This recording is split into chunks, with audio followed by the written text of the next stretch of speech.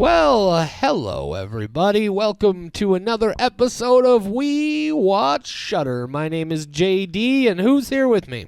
It's Michelle. It's always Michelle. It's always me. Hi, guys. It's always. And always. Every now and then somebody in addition, but always Michelle. And always guys, JD. if this is... yeah, in fact, it's always us. Mm-hmm. Guys, if this is your first time tuning in, first of all, thank you for checking out our podcast. What's it all about? Well, it's called We Watch Shudder because that's what we do. We watch Shudder. Specifically, we watch all of their new, original, and exclusive releases, and we talk about them. And then sometimes they don't have a new or original, or rather a new, original, or exclusive release for us to watch. So we find other things to talk about, or other movies to talk about that are available on that service, and that's what's happening today. Michelle, tell people about, before we tell them what the movie is, tell them why we made this selection this week. Absolutely. So we love getting... Notice how it was a command, not a question. Yes. Yep, you're getting more assertive in telling me what to do on the podcast. I will give orders, so I'm not hey, what's your opinion? Go ahead, tell them what's up, Michelle. Allowed. Go listen to the last episode if you want to hear both of us get very awkward and JD very man, it was a rough one. I thought it was hilarious, but I stopped. Oh, it was great, but it was it was great at our expense, that's for sure. Especially mine. Best kind of greatness. So yeah, we love getting listener requests. We have actually gotten several so far from different people, and we got one from a guy named A Parrot Head Dad on Instagram for this movie that we watched. So Darker Than Night, recommended by A Parrot Head Dad. According to what I could find out from their Instagram, they have a podcast called Songlines and Tan Lines, a sort of Jimmy Buffett based podcast. So if Jimmy Buffett is your thing, go check out that podcast, and then check out our podcast. Come back to us. Don't just go off into Jimmy Buffett land and we never see you again. Please come back. Oh, please. Come on, Michelle. Jimmy Buffett land, there was a perfect opportunity right there for you to say, don't go off into Margaritaville. And you missed it. I think the only song I know is Margaritaville. Exactly. Okay. You're saying that like it excuses the, like... Oh, I love you, Michelle. Sorry. You're fantastic. I'm ignorant about music. I'm very, very ignorant about music. Right, I know Ella Fitzgerald and Skrillex.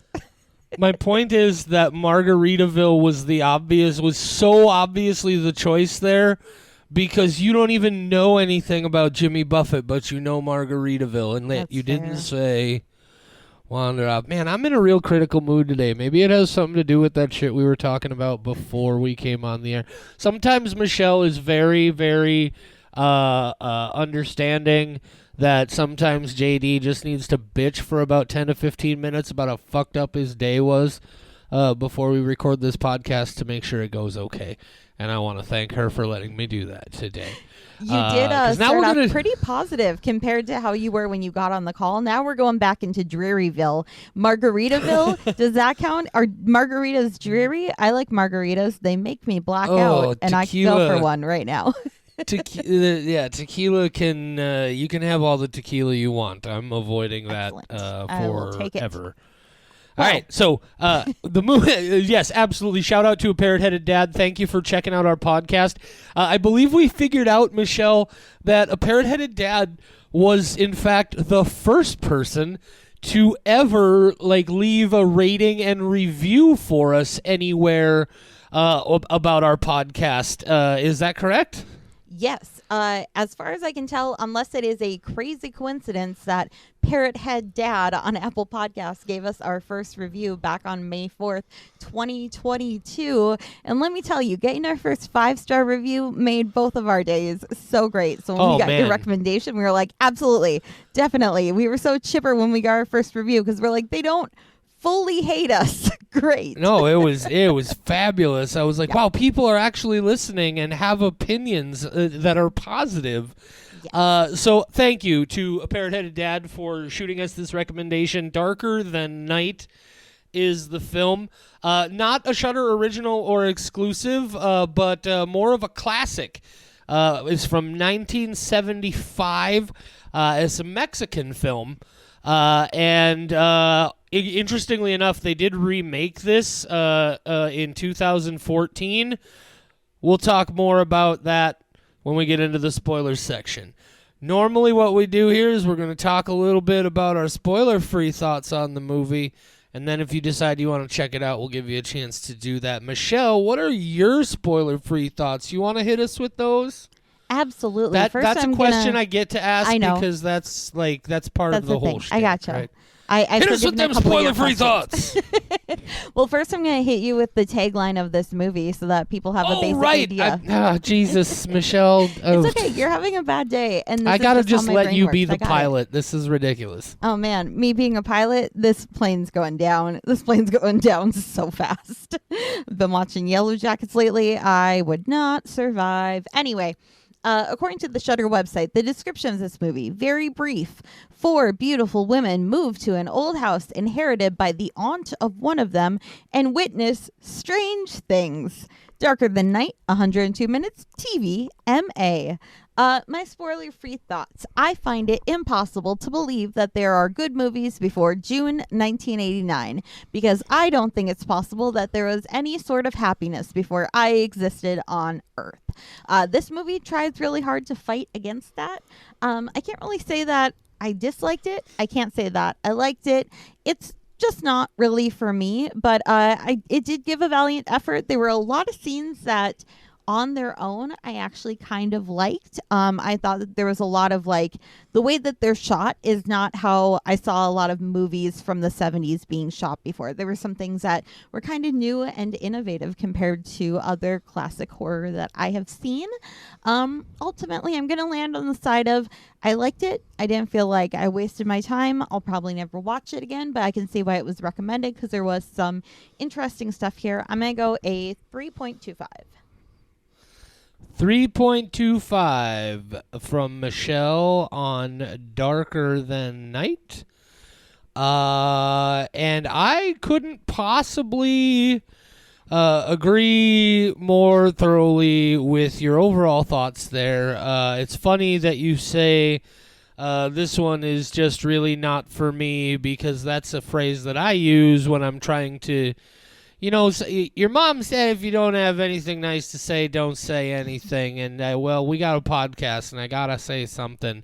But, no, overall, I agree with you. There are individual elements here that I thought were really cool and things that really grabbed my attention and that I enjoyed.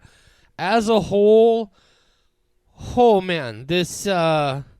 I don't want to say a parrot-headed dad owes me an hour and a half of my life back because he's a great man and I appreciate his listenership. But oh boy, this one was a slog for me, and overall the experience was more of like a two skulls.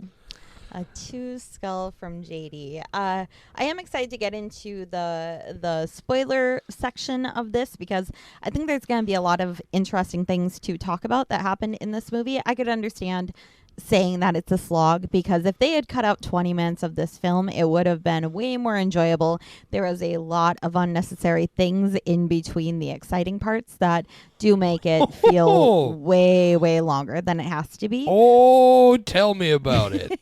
And you will. Yep, absolutely. So if you are still listening, hi, thanks for tuning in. We're going to get to the spoiler section. So if you want to go check out this movie, I think it's worth it. If you like horror, it's got a couple interesting shots that I think are at least worth watching once. It does a couple things that, I don't know, you'll have to see it or listen to our spoiler section to hear us talk about it. And why don't we go into the spoiler section right now?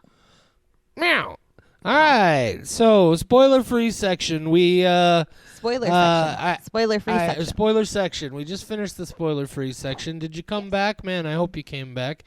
This is a place where Michelle is going to take a moment to summarize the movie for those of you who decided not to go watch it, but are still listening and want to at least have a handle on what happened, so you're not just out there flapping in the wind. But I asked Michelle to do something special this week. There's a description of the film as written on Wikipedia, of all places, that is well, it's accurate in ways. But I want Michelle to read that specific plot summary because there's a couple of things that I want to say about it. Michelle, take it away. See, absolutely. Command, not a question. So the plot of what's listed as Blacker Than the Night on Right. Wikipedia, Darker Than Night, Más Negro que la Noche. Más negro que la noche, more black than the night. Yes. Yes. So, the plot. The film is about four women who you never call a person a that or a witch. The film is about four women who move to a creepy house inherited by one of them from an old aunt. As a condition, they must take care of the aunt's pet, a black cat. One day, they find the cat dead. Soon after, Aurora's dead body is found hanging in the library by Ophelia. One night, a half-drunken Pilar comes to the house. As she is walking to the steps, she sees the ghost of Susanna and falls to her death on the floor. Now Ophelia and Marta are the only ones left in the house. Marta tells Ophelia that Aurora had killed the cat along with her and Pilar, and that she knows that she is next. Ophelia tells her to get away from the house, and she runs to open the gate for her boyfriend. They find Marta impaled with several knitting needles. As a sobbing Ophelia and her boyfriend are leaving the house, the cat's meowing is heard in-house. So that's the plot. And that's a pretty accurate overall, in most ways, summary of what happens in this movie. Do you not agree, Michelle? I think it is wacky but accurate. Right. So here's the part that I wanted to talk. Here's the part that I wanted to talk about. Mm-hmm. They say the film is about four women who move to a creepy house inherited by one of them from an old aunt. As a condition, they must take care of the aunt's pet, a black cat. One day, they find the cat dead. This thing is like 7 or 8 lines long, 5 or 6 sentences. That first sentence, or those first 2 sentences, right up to one day they find the cat dead, is a fucking half an hour of the movie.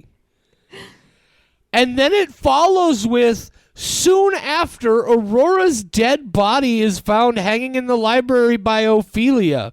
Between when they find the cat dead and when they find Aurora dead is another half hour of the movie. It's not soon after fucking anything. It's an hour and 10 minutes before this movie gets going, and so much of what happens in that first hour is just slow and unnecessary. This was a pace that I just could not deal with. But I want to be clear, what I'm ranting about here is more, I don't know who wrote this fucking Wikipedia description, but they don't understand time at all. But it also, in a weird way, accurately reflects how this movie plays out, because so much happens in the last half hour once everything gets going. And that is ultimately a good summary of my experience for this movie, is it just took forever for anything to get going. And by the time it did, I was already kind of detached. Several comments. First, all movies from the 70s feel like they take too long to me, so I went like 75. Even the Texas Chainsaw Massacre, I was Michelle. About to say, with the exception. Even John Carpenter's Halloween, Michelle. Actually, yeah. I don't love Halloween. Well, this podcast is over. Thanks for joining us. I'd like to thank the parrot-headed dad for recommending the movie that made me realize my co-host is a dummy. Oh, that's the one that's going to make it? That's the thing that you're drawing the line at? Because there are so many things that I have fought for that you would disagree on. Looking at I know. You have you had several comments, Michelle. Go ahead. Several comments. Have at it. Excellent. I think that Go this ahead. movie... Have at it. Command. I think this movie needed more dancing. All the dancing scenes were my favorite. I've never been to a party where 8 people dance awkwardly beside a pool in just a silly way that I was like, is this supposed to be funny or is this what they did in the 70s? Because I've seen a lot of movies from the 70s. I've never seen those moves. And it seems like they wrote a lot of the script just to allow for more dancing. And you know what? I'm here for it. This movie needed more dancing. You've seen a lot of movies from the 70s, but how many Mexican movies from the 70s have you seen? Maybe poolside dancing was like a Mexican pop culture thing in the 70s. I don't know. I wasn't there. That's true. I was not there either, and that's why it's impossible to believe that they could have had a good time doing anything before I was around. So yeah, there's that. Also, love the concept of leaving your things to somebody and saying, take care of my cat. And if the cat dies, then, oh no, you're haunted and you're going to die. Love that concept. Going to leave everything to my cats. And then if you are not nice to them, I'm going to show up. I'm going to murder you. Love that concept. Oh, yeah. Yeah. That element, like, this is weirdly enough yet another entry. As I think I've said this the last several episodes, this is definitely a story where I feel like there's a better movie possible here. I shouldn't even say a better movie. I should say a version of this story that I would enjoy more. Because, yes, once I understood what was going on, that it was like, oh, no, they didn't just find the cat dead. They murdered that cat, and the ghost of the lady whose cat it was fucking murdered all of them, too. I was like, yeah, right on. Fuck those people. They murdered your cat for just being a cat. Yeah, I was into that. That was dope. That's a good way for us to segue into the 3 most important shots that tell you why I ultimately landed on the side of liking this. Despite it being, I could have used a lot less boyfriend drama. Cut all of that out. There's so much boyfriend drama. Just dump him, girl. And it was all irrelevant. Just utterly irrelevant to I think that's plot. what killed it for me. Just dump him. You deserve better. I guess back in the 70s, people didn't think that they were worth something if they weren't married by 22. So also, as long as you did mention the boyfriend drama there, this is a good example of explaining how detached this movie made me because I just couldn't stay with it at its pace. At one point, I was all confused because I thought there was only one dude in this movie, and as it turns out, it was 2 dudes, and I was like, wait, what? No. Why is the one lady not upset about the other lady making out with her fella? And it's not even the same dude. Now, in my defense, they both have these ridiculous, big, fucking thick, heavy 1970s porn star mustaches. But, I was like, oh, I get it. It's 2 different dudes. Yeah, modern movies. And all of that shit completely unnecessary. You would never see that mustache on 2 people. So you're like, oh, the guy with the crazy mustache must be one person. No, there's 2 of them. It's the 70s. But yeah, so the 3 scenes that really stuck out to me. The opening scene with the old woman talking to her cat and then dying. All those shots of just the cat. Yes. We don't see the woman. I loved that opening sequence. I thought, like I said, a lot of the time they would focus on the person talking, focusing on the cat and making us very aware that the cat is a crucial piece of this, that the cat is more important than the woman. Loved it. There's a scene later on where the woman is walking after, I forgot the names of all of these people, but she's walking very slowly and it's just focused on her feet shuffling very slowly after the woman, and the woman keeps looking back and trying to get away. And I just thought that was really beautiful. I can't really explain why, but I think again that the focus wasn't on the face or the majority of this person. It was just on the feet. The feet were what mattered more than anything else. That sound and watching how they walked was more important, and I thought that was beautiful. And then of course the third one, the pivotal moment when we find out that these 3 fucking women murdered a cat. Starving to death was already bad enough, but then the fact that they all just joined together and beat a fucking cat to death is insane. And the way that they tell that with the colors distorting and becoming red and black instead of showing you what's actually happening and kind of emphasizing what a nightmare scenario this was. I thought the fact that it changed into more of that artsy style, again, not something I've seen very much from classic horror. And those were the three things that really pushed it to the side of, this is worth watching at least once. I can see why it would be recommended. And I like those things. I thought there was some cool stuff going on here. Yeah, absolutely. This movie, it's very gothic horror. It's part of, in fact, this version of it that's available on Shudder is the version that was released by Vinegar Syndrome a while back as part of a 3-movie set called Mexican Gothic, the films of Carlos Enrique Taboada. And so it definitely has that sort of classic Gothic European hammer horror kind of vibe throughout most of the movie, with a little bit of like Italian giallo in there. But then it does have those couple of like almost very psychedelic moments. The opening sequence of this film, which you mentioned right up top there, is probably my favorite part of the movie. Like, they go out of their way to, like you said, not show you the old lady's face. You hear her talking to the cat. You see the cat and the cat's behavior a lot. And those sudden moments where they would freeze frame on the cat and bleed it out into like a 2-color wash that's all distorted and contrasty. And there's that weird sort of music that's more, again, like psychedelic and atmospheric and weird than any of the music that happens for the rest of the film. That opening credits / prologue montage sequence is fucking fantastic. It's so good. I was actually super excited for the rest of this movie after watching that, which may even have been part of why I was kind of let down. But again, I did love when they came back at the end and in that sequence where they're talking about how they had actually murdered the cat after the cat killed the canary, they went back to that style a little bit. I just wish that would have been more of a theme or style that they dropped into maybe a little bit more frequently over the course of the movie, or that they did some other interesting things. But I agree with you. Now, the thing that I do want to mention is, because you mentioned in there that the original story, when they find the cat dead, is like, oh, we accidentally locked it in the cellar and it starved to death.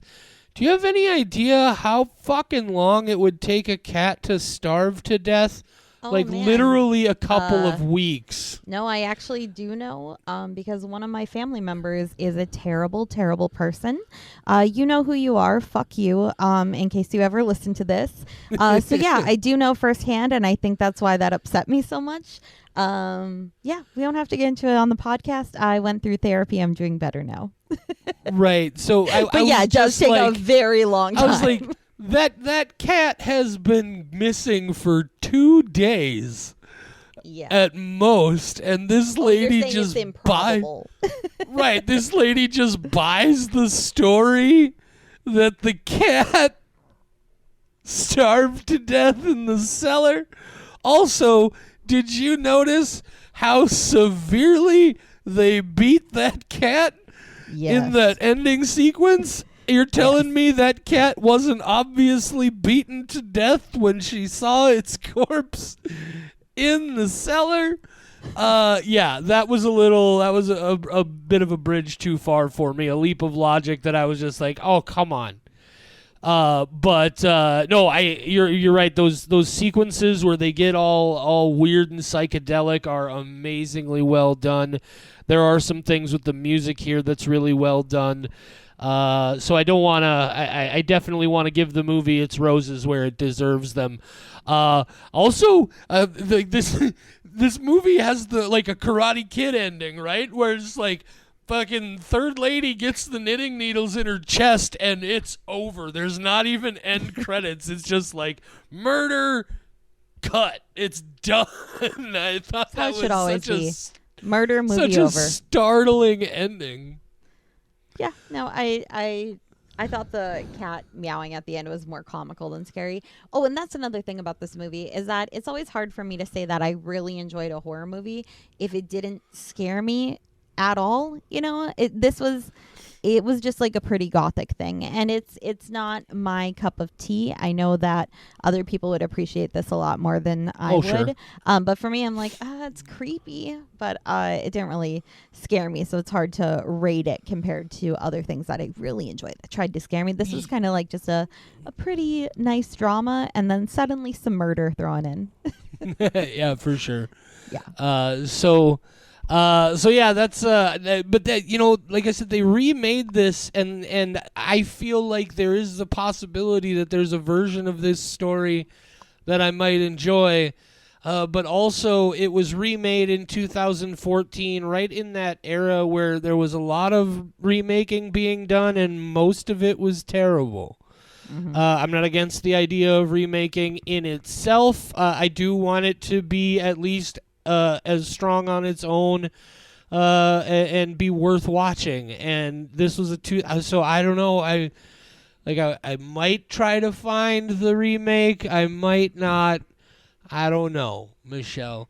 One thing I did want to point out about the cinematography in this movie that I did find very interesting is, you're right, there are so many beautiful shots in this movie. There's this great shot where the cat is just sort of outside, like sitting on the table next to the canary's cage, and it's a completely stationary camera locked in place, like stage frame type shot where the camera never moves, the framing never changes. We just watch the action in the frame.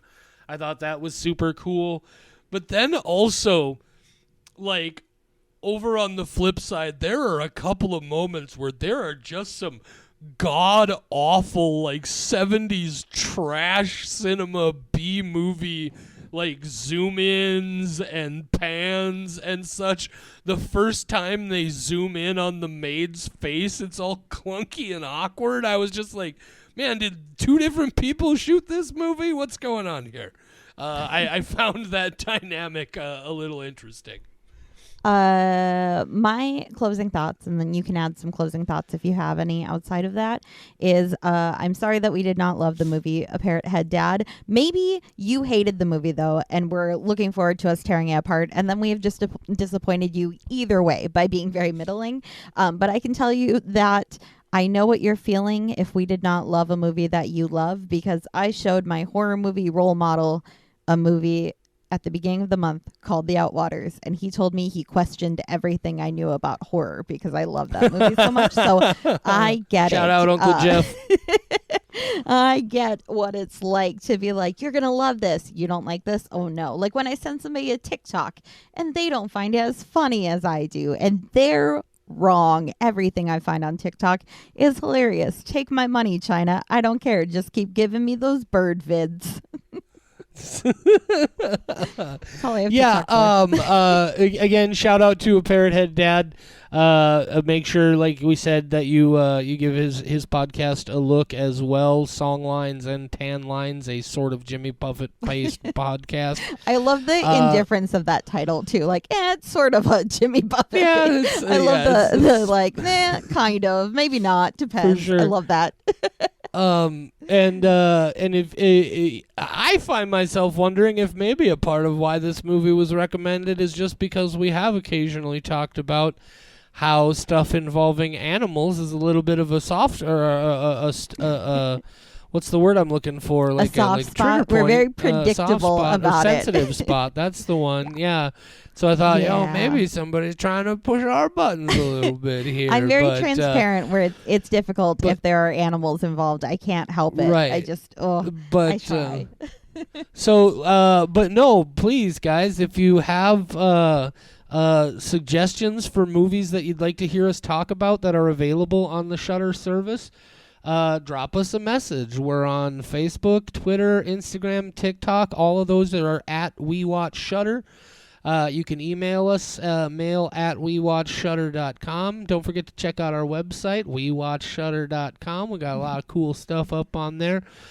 And yeah, this maybe this is a movie you'll enjoy. Maybe I will say this: the Vinegar Syndrome 4K transfer when you watch it on HD, I've seen some clips from this movie like on YouTube and IMDb and things that look real bad, and apparently they transferred this from and the other two films in the Mexican Gothic box set from the original 35 millimeter negative, and it looks snappy.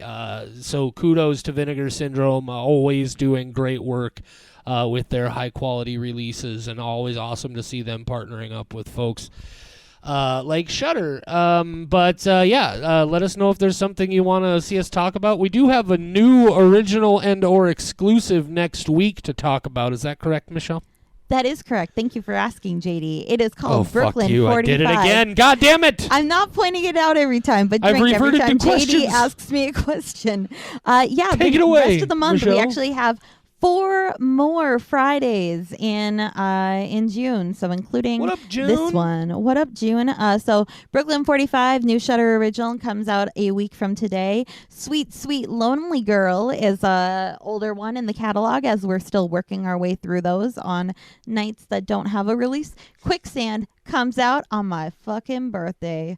Shit. That's what I'm gonna be doing, watching Happy the Shudder birthday, movie. Michelle. Here, have Thank some you. Quicksand. Yeah, I have a lot of thoughts on Quicksand before I even see this movie, so I'm excited. And then lastly, Children of the Corn, the remake from 2020/2023. I have seen it. You have not, as far as I know. I have definitely gonna not be seen it. a fun conversation. I will be totally honest with you. I didn't fucking like Children of the Corn the first time around, so it's going to be real interesting it's to gonna be see a how fun, this plays fun out. Conversation. Oh, for Yeah. sure. We may also have a couple of, you never know when we're going to throw a surprise out there. So, the schedule is available, but keep your eyes open for other things.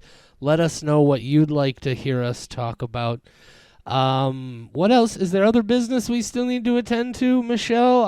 This is not a thing where I'm just throwing it to you. I'm literally not sure what we still need to talk about. No, you have covered everything in a very comprehensive fashion. You did a good job. I got nothing else to say. Michelle, you're a married woman. Are you trying to seduce me with this? You were Listen, very competent, JD. I cannot help it that I'm naturally a very seductive human. It's a curse. It's a curse. Just nothing hotter that somebody can say about you than you were adequate. very comprehensive. You were adequate. Oh, my God. So, thanks for listening, guys. Check Thanks out for the recommendation. I love getting to branch out. Yeah. Yeah. Thanks for everything. I'm lost. How do we end this? Say goodnight, JD. Good night, Michelle.